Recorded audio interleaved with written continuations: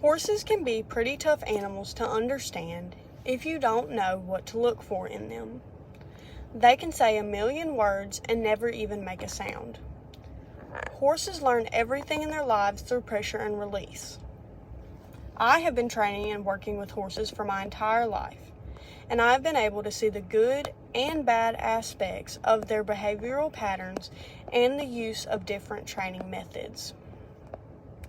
We can see the use of pressure and release in the wild, training horses in general, and even preparing them for many different types of competitions.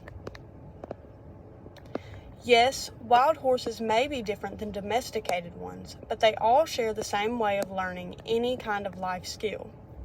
For example, horses in the wild are born with many natural instincts, one of which is knowing that whenever pressure from, say, another animal is put onto them, they will find a way to get a release from it, either by running away or changing their reactions.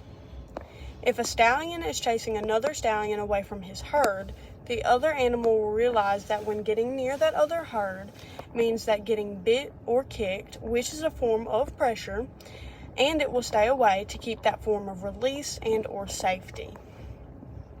This is all how wild horses survive in the wild so well.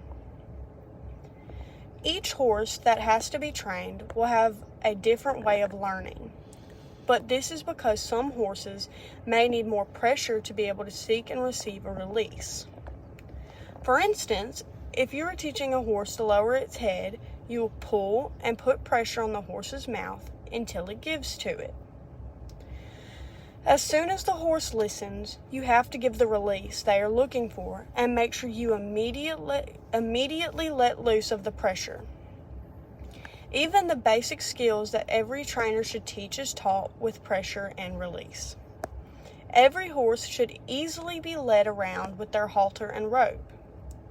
This is also taught by putting a forward pressure on the horse's head, and as soon as they move one of their front feet, you release the pressure for the release. That's how training a horse consists of adding and releasing pressure to get them to understand what you are asking them to do. Another form of training in horses is when we work them in a round pen.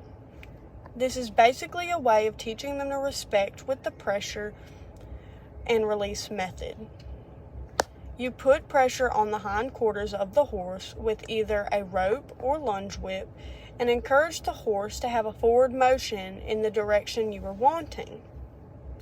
Whenever you give the release to the animal, they are supposed to turn to you and acknowledge that you gave them the release, then come to you. This is all to teach the horse respect of personal space and when to realize that the release has been given. That is how round pen work is also a form of the pressure and release training method. In conclusion, horses are just born with the flight side of the fight or flight instinct. This causes them to give in to pressure for that release that they are always looking for. As shown, these animals use this in the wild and even whenever they are domesticated. This all was to explain the ways a horse learns with the pressure and release method, which is just how they are born.